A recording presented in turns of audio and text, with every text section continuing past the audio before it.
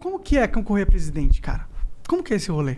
Deve ser da hora, deve ser uma merda, mas deve ser da hora e uma merda ao mesmo tempo. Ah, não, é mais da hora. É mais da hora? Ah, muito mais. Como que é? Você acorda, aí o cara pega assim, te passa uma agenda, ó, você tem que estar em Pitininga, você tem que estar em Sorocaba, você tem que estar não sei o quê, você tem uma conversa com o Frei, não sei quem, você tem uma conversa... É isso? Não, na verdade, tudo que você pode imaginar acontece num dia, né? Você tem que fazer um comício, você vai dar entrevista, você vai gravar no estúdio, você vai conversar com lideranças, você vai falar em público, acontece tudo. A rotina de uma campanha, durante pelo menos 90 dias, 120 dias, você dorme 4 horas. Porra! E tu gosta horas. disso? Não dá tempo, cara.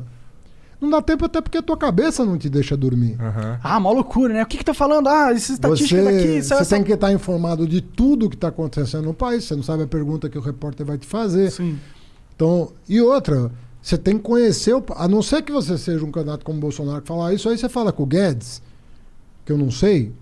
Imagina, eu jamais conseguiria dar uma resposta dessa. Não. Mas também é injusto esperar que você saiba de todos os fatores da política do país, né? Mas quando você quer ser presidente da República... Saber um pouquinho mais que a maioria, né? Você tem que... Se você não tiver o domínio técnico de uma área no nível de detalhe que a pergunta exige, você dá uma resposta um pouco mais genérica, mas que faça o repórter compreender para onde você tá indo. O cara não vai te perguntar, olha, tem uma árvore na Amazônia que o nome científico dela é tal. O cara não vai fazer uma pergunta dessa. Ele vai te fazer uma pergunta com algum grau de generalidade. Se você não souber absolutamente nada sobre um assunto relevante, tem um erro você aí. vai ser presidente, cara. Porra, fica em casa, vai fazer outra coisa, vai ser deputado. O deputado não precisa saber de tudo. Sim. Ele pode ter um nicho. O vereador tem um nicho. Agora, o cara está se propondo a presidir a República. Cara, desculpa, mas... Cara, em 2018,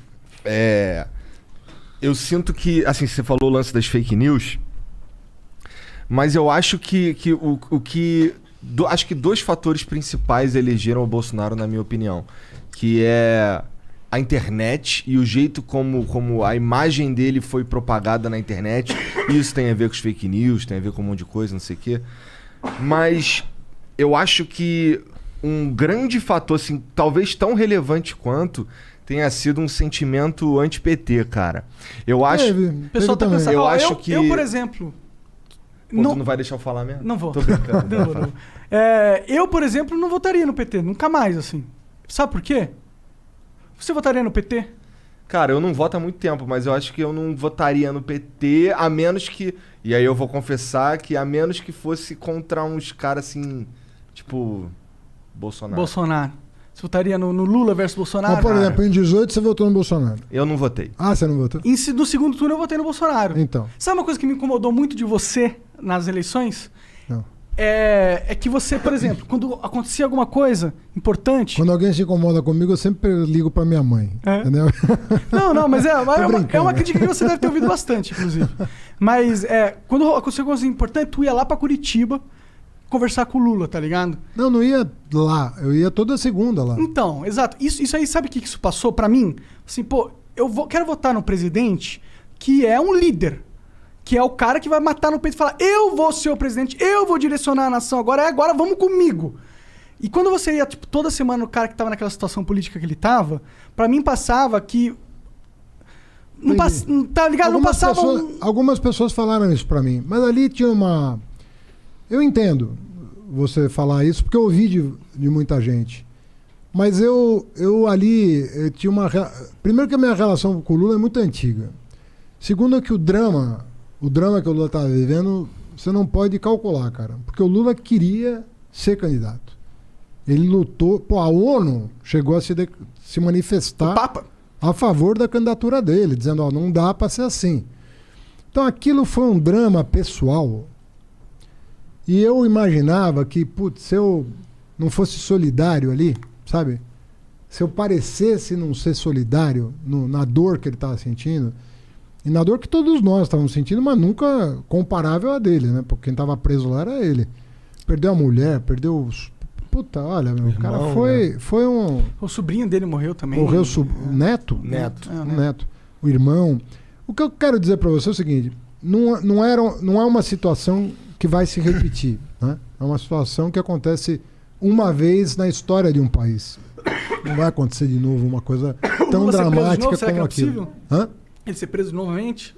Não da maneira. Não da maneira, foi. entendi. Não vai acontecer. Nem vai ser preso. Acho que não? Eu tenho certeza que não. Absoluta. E o Nem Eduardo deveria Cunha? ter sido. Hã? E o Eduardo Cunha? O Eduardo Cunha passou uns bons anos preso, né? Foi solto agora com a decisão do STF. Mas eu acredito que é possível que ele volte, porque a hora que transitar em julgado a sentença, é bem capaz dele voltar, Entendi. na minha opinião. Agora, eu acho assim, corrupção é um negócio muito grave. A gente sabe que um centavo aqui vai fazer falta para alguém que Mata, né? Corrupção mata, né? que tá precisando. Agora,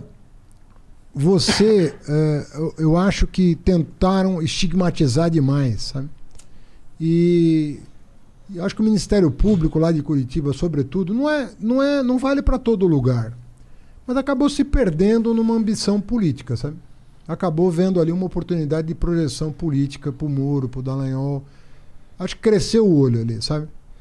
Tanto é que eles estão pagando um preço hoje, né? Um preço pelo que... Assim, o Moro só se fudeu, né? Ele parece um cara muito ingênuo politicamente falando, pelas coisas que ele... pela trajetória mais ou menos, né? Porque tava dando muito certo pra ele. Olha, eu acho que se não fosse o hacker... Ele acreditou no Bolsonaro, pô. Ele achou que ele ia chegar lá e ia... Mas se não fosse o hacker lá de Araraquara, que aí escancarou o que tinha rolado ali no bastidor, eu acho que com as provas que a gente tinha recolhido e já apresentado, as lícitas, eu acredito que o Supremo talvez... Não tinha ferramentas para não sentar. Talvez não tivesse a determinação de declarar o Moro parcial. Mas daí ficou tudo muito escancarado, né? Tu acha que tu ir ficou lá... difícil de contornar. Tu acha que tu ir lá toda segunda-feira e fazer... E usar isso de mídia, ou a tua equipe usar isso de mídia, tipo, porra, o Haddad foi lá falar. Não usamos. Nunca usamos. Ficou... Usaram sim, Hanai. Não. Talvez você ou sua equipe não usaram, mas eu não fico sabendo, eu não fico pesquisando. Não, tá mas Toda hora que você ia lá, apareciam momentos, entendeu? Isso, mas aparecia no jornal justamente para gerar essa sensação que você sentiu. Sim. E você acha que eu tô errado em sentir essa sensação? Entendi. Claro que tá. Será? Eu vou dizer porque tá. Obviamente, tá errado em relação ao que eu sei que eu sou. Ah, claro. Eu não conheço você profundamente. Exatamente. Né? Você não tá só errado em sentir o que você sentiu. Sim. Tanto é que eu tô falando, eu ouvi isso de muita gente. As pessoas próximas de você imagino que devem... Mas, às vezes, as pessoas são levadas a concluir a formar um juízo a respeito de uma figura pública que não corresponde à realidade. Entendeu? Mas, pô, se o Lula decidisse alguma coisa, pedisse um favor pra você, eu tenho certeza que você... Até como ministro, eu tinha um nível de independência... Pô, eu era subordinado ao Lula, era nomeado por ele. O meu nível de independência em relação às decisões que eu tomava era absurda. Muito grande. Para não falar como prefeito. Tenho minha maneira de ser. Agora, às vezes algumas pessoas confundem... um grau de lealdade, de correção com a pessoa que está vivendo uma situação que você sabe que é difícil, confunde às vezes com isso. E é natural que confunda. Será que o Haddad vai ter independência para governar? Será que o Haddad... Normal, cara. Não questiona um cara sentir isso. Agora, quem me conhece mais de perto sabe que não há hipótese disso, entendeu? Porque quando você assume a chefia de um Estado... Meu amigo, você não vai ter tempo de pegar o telefone e ligar. Até porque a pessoa que está fora da estrutura de poder não tem nem a menor condição. Pode até dar uma opinião, um conselho. Isso você ouve de muita gente. Você compõe coletivos para ouvir. Mas, cara, decisão é decisão. Você não tem como, no comando de uma máquina daquela, nem que você quiser, você vai deixar de tomar a decisão que você acha mais correta.